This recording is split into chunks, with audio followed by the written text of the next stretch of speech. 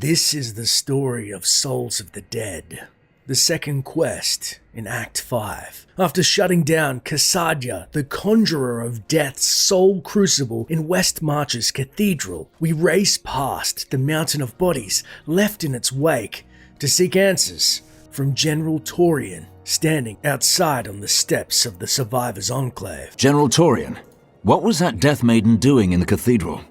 She was creating an orb that turns the living into Malthael's death creatures.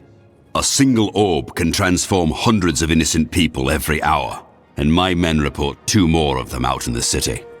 Soul crucibles. With 2 of them, Malthael has an endless supply of soldiers.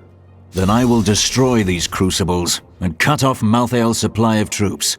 Although we have our quest at hand, we turn to Tyrael to learn more of his brother and the accursed Soul Stone.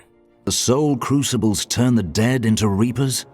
Sadly, yes. The Death Maidens look like angels. Their story is as tragic as Malthael's. Once the vanguard of his wisdom angels, they followed him down the path to darkness. Malthael, my brother, he was wisdom, leader of our council, first among angels. And now, he has become this. How did it happen? After the destruction of the World Stone, Malthael's mood darkened, and he left the heavens frequently. Then he disappeared completely. He must have developed a connection, no, an obsession with human souls. Well, however he came to his madness, he's got to be put down. Death is meant to free our souls, not devour them. This sliver of the Black Soul Stone will reveal Malthael's plan to you? The sliver is still connected to the Soul Stone. As the stone changes, the sliver will change too. Therefore I can observe what Malthael is doing to the stone, and if we're lucky, even discover his plan.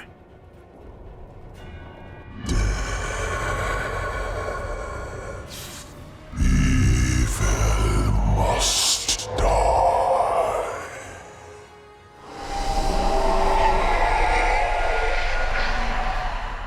What a ghastly revelation as we peer into Malthael's thoughts through his stone. He's become singular and almost primal. So then we turn to Lorathnar to learn more about the Horadrim before we begin our quest.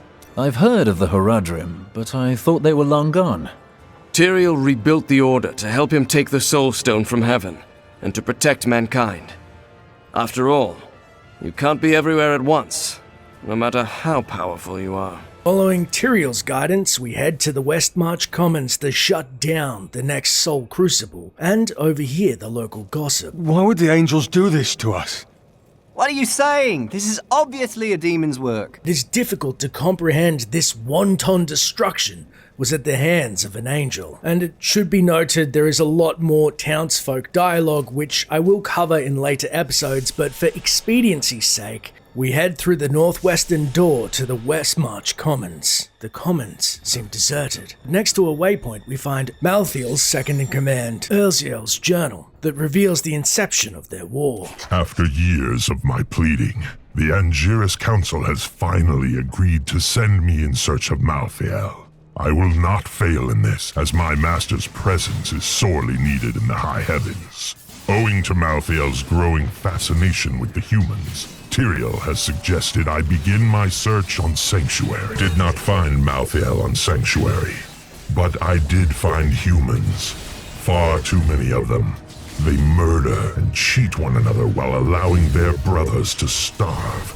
If their true power is ever released, we are all doomed. They have a choice between good and evil, and they overwhelmingly choose evil.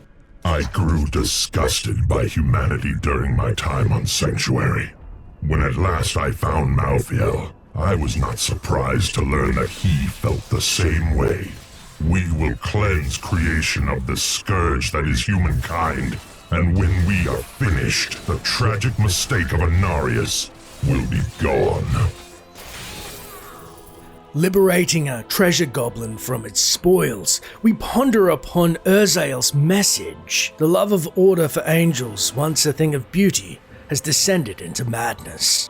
Wading through the endless undead, it should be noted the Westmarch Commons does boast many side quests which can be initiated by entering the many villas on the streets. However, for the sake of the main quest, I will only cover my favourite, investigating the slaughtered nobles of Winton Courtyard.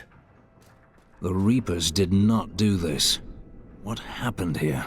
The courtyard lay quiet. The bodies of the nobles are scattered about, soaking in pools of their own gore. It's only heading up western stairs we find More dead. this wanton slaughter makes us conjure images of some kind of butcher. Following the blood trail to the 3rd floor, we then witness Death to the nobles! a group of cutthroats slaughtering the nobles. But why? We approach the leader, Gorel, who explains. What is this? Revolution! It's time for our oppressors to fall. The king is in the city, but we have a trap waiting for him. This city is under siege. Why would you attack your own king now? What? You're not with us? Then die with our enemies! The rabid cutthroats descend upon us with a mob mentality that is laced with malicious intent. However, we even the odds with our own spectral allies and cut down Gorel where he stands. Lord Winton, we are thrilled that you have located a surviving regiment of soldiers. With this new force, we can turn the tide and save our city. Your disagreements with the crown are well known, but we are glad you can put them aside in this dangerous time. Long live Westmarch! With Reapers ravishing the king's people and insurrection on the horizon, he's fortunate to have a somewhat disagreeable but loyal subject like Lord Winton. Finally, to the northeast, we find a lone corpse slumped. A gaggle of summoned soldiers guard the entrance to Gideon's Row. Lifeless husks claw at the archway in a mock attempt at escape, and we can sense this is just the beginning. Once inside Gideon's Row, we head along the narrow alleyways. More corpses become prominent, almost etched into the stoneway, until we are ankle deep in death. Some of the torsos spring to life and start to crawl towards us, and we sprint down the path to a more harrowing sight. That Death Maiden controls the Soul Crucible. A Death Maiden feeding on the countless souls of the undead and summoning the Soul Crucible. We try and approach the maiden, but they seem unaware of our presence and unable to be attacked. Revenant archers and soldiers spring to life to defend their maiden, and we find we must remove the corpse piles, lest we be overwhelmed and to diminish their strength. However, by doing so, Driga, the Maiden of Death's attention is turned to us. You have called the darkness down upon yourself, mortal. With giant scythe in hand, she stalks us down. However, she is not the first Death Maiden we've contended with. With Driga slain, we still have to deal with the Soul Crucible. We see souls writhing inside it before we burst it apart. And hopefully, the dead may rest. Leaving by the northwest gate, we spy a curiosity, a writhing corpse pile, and investigate it to see. Thank you. I knew you would arrive in time to save me. Staff in hand, a voluptuous gypsy crawls out from the pile, and we question her foresight, and she answers. How could you know that? I am Miriam Jazia, a seer of the Vetchin people. I foresaw our meeting, but I did not see this horror. I have come to help you. There is one crucible left, and if you destroy that, the maidens will not be able to create more. There is no time to waste. We must be on our way now. We gratefully take Miriam's aid in opening the previously locked gate. Heading northwest up the stairs, it's then we're stopped by the aspect of Death himself.